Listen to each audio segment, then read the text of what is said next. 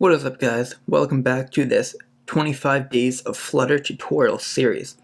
This is the 9th video, and we are going to be looking at Flutter packages.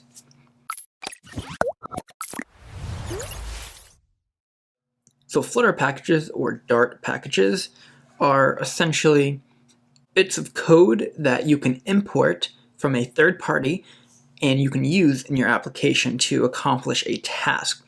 So there are packages for a bunch of different things. For example, if you want to get the current date, or you want to get what device you're on, or you want to interact with Firebase, authentication, even packages for widgets, for example, image sliders. A lot of that stuff is already built, so you can just import it and you can use it easier, so you don't have to reinvent the wheel. So in this video, we're going to be taking a look at 4 packages that I have used in my Flutter development experience and that I think are important and useful and good to know packages. And this video will also serve as an introduction to how to use packages.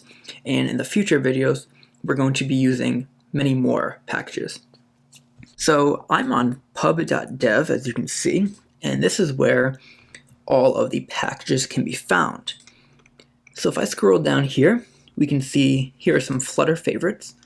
Like I said, you can access stuff like battery information, shared preferences, which is a good way for reading and writing and storing simple information on a device. And here is the HTTP package. And this is the first one that we're going to be taking a look at. And the HTTP package allows us to interact with an API. So make GET requests or POST requests. So to use any package, the first thing you're going to do is, if we go to the installing section, you need to add it to our dependencies. So here is the app that I have right now. It's just a simple app, like we've had the previous videos. The only difference is, instead of home being a stateless widget, I made it a basic stateful widget. So here are the 4 packages that we're going to be taking a look at. As you can see, the HTTP package is the first one we're going to be doing. So to add a package, you're going to want to open up pubspec.yaml, and this holds a bunch of information about our app. One of the things it holds is a dependencies section. As you can see, there are already a couple of dependencies installed when you create a Flutter app. We have Flutter, and we have Cupertino icons. So if you recall, the icon widget, those icons that we were using are actually from a dependency, this one to be exact. So to add new dependencies, we can just list them here. So go ahead and paste that HTTP dependency, and you're going to want to run flutter pub get to initialize this. So Visual Studio Code should do that for me. There it is. Might take a second or two. So I don't actually have to run that manually, but I will, just to show you guys how to do it.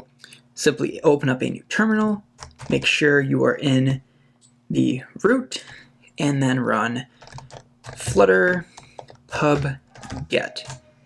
Okay, so back in our main.dart file, we can now import this package.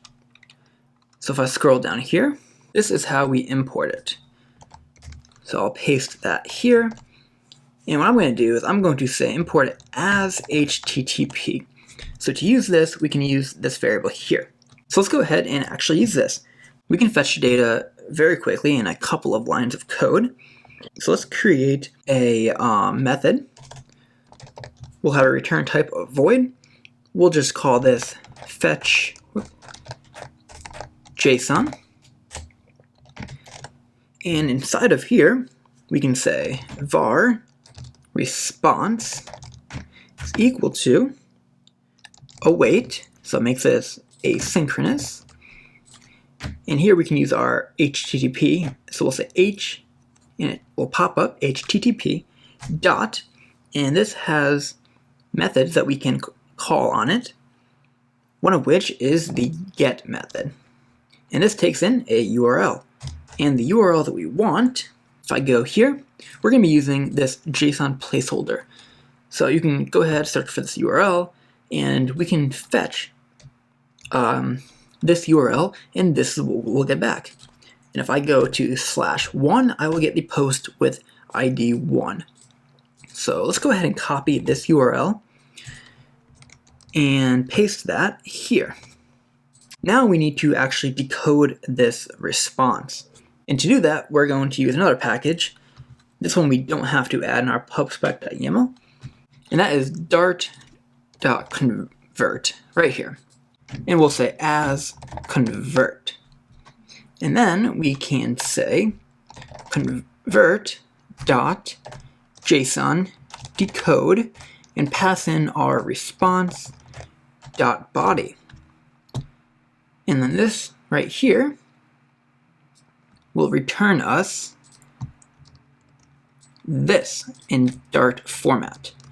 So we can go ahead and actually wrap this in parentheses and just print it out. Now we need a way to invoke this method fetchJSON. So what we can do is we can, because we're using a stateful widget in our home state class, we can add another method, void init state. And anything we put in here will be called when we build this method or init the state of the method. So first we need to make a reference to our super or parent class. So we'll say super.initState. And then we want to just call this method. So we'll just say fetch JSON, just like that. Now if I open up a new terminal, go to debug console, and if I hit the hot reload, we should see that data coming through. There we go, right here. So this is the same as this. And we could display that to the user by using a widget, but we'll get into that in a future video. And the important part is we're able to successfully use the HTTP package to make a GET request to this URL and decode the JSON response and print that out. So the next package is URL Launcher. And this is a way to launch a URL. So again, we're going to go into the pub.dev, search for URL launcher. Here we go. We'll go to installing.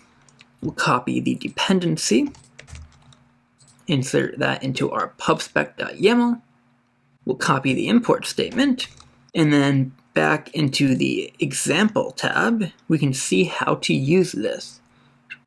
And to use this, we're going to again create a method, void launch URL.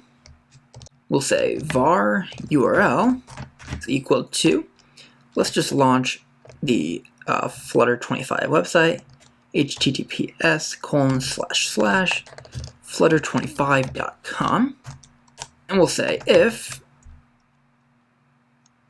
await can launch URL, and that is a method. We need to make this asynchronous again. It's not equal to null. We want to launch the URL, so we'll say await launch and pass in the URL, just like that. And then we'll just say else, throw an error, could not launch, just like that. And then instead of just passing this into the init state, I'm just going to create a button that we can click and launch. So in the scaffold, we'll give it a body of raise button, and we'll just say on pressed, we want to launch URL, just like that. And it's up there, so let me just wrap this in a center widget. Okay, there we go. Now it's in the center of the screen, and if I press this, it should launch the URL. So let's give it a shot. Okay, so we're getting an error here, saying it could not launch. So everything looks to be good, so I'm just going to give this a restart. There we go. So I had to restart the app and start it again. But now, as we can see, if I click the button, it launches the website, which is pretty cool. So the next package we're going to be looking at is this package called Intl. So like we've been doing, let's go to installing. Let's copy that, throw that into our dependencies list, and we'll copy the import. And we can use this to format dates. So we can grab the current date, we'll say var now equals to new date time, date time dot now. If I go ahead and print now, let's wrap this in a function.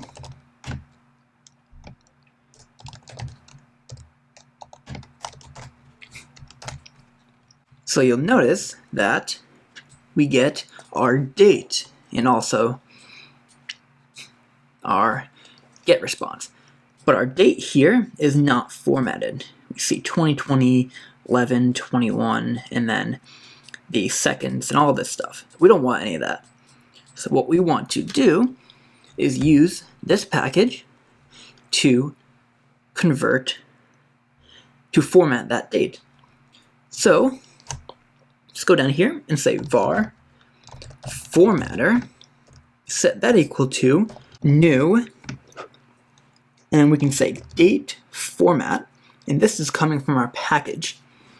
And there's a bunch of different ways to format, as we can see. But we're going to pass in the format we want, which is year, dash, month, dash, day. And now, this is our formatter, so we need to actually format the variable now, and we can do that by saying var today is equal to formatter dot format, and we'll pass in now. So anything we pass into here will be formatted in this format. In this case, the current day. Now we have this new variable, today, which we can print out, and we should be able to see that it is formatted. So we'll restart that, and there we go. 2020-11-21. And we have other ways to format too. For example, if we said .year, month, day, if we did that and do a hard restart, we should get this kind of formatting. And if we add one more M, we'll get the full month. Just like that. So the final package I want to take a look at is this Carousel Slider. So far, these three packages have been really working with information, working with data. So we looked at how to get data. You can also post data. We looked at how to launch a URL and how to convert various dates. So what if we want to import a third-party package to help with our UI? Well, here's an example of that, the Carousel Slider package. Okay, so here it is right here. Go ahead and grab the dependency. And we will copy the import statement. Just like that. And I'm just going to go down here into our app and set the body to this code that I'm pasting in. There we go, just like that. So this is the Carousel Slider widget, and it should work. There we go, just like that. You can slide back and forth, and you can obviously put images here. So that was how you can use Flutter and Dart packages to accelerate your development time. In the next video, we're going to look at navigation, so how you can navigate to different pages of your app.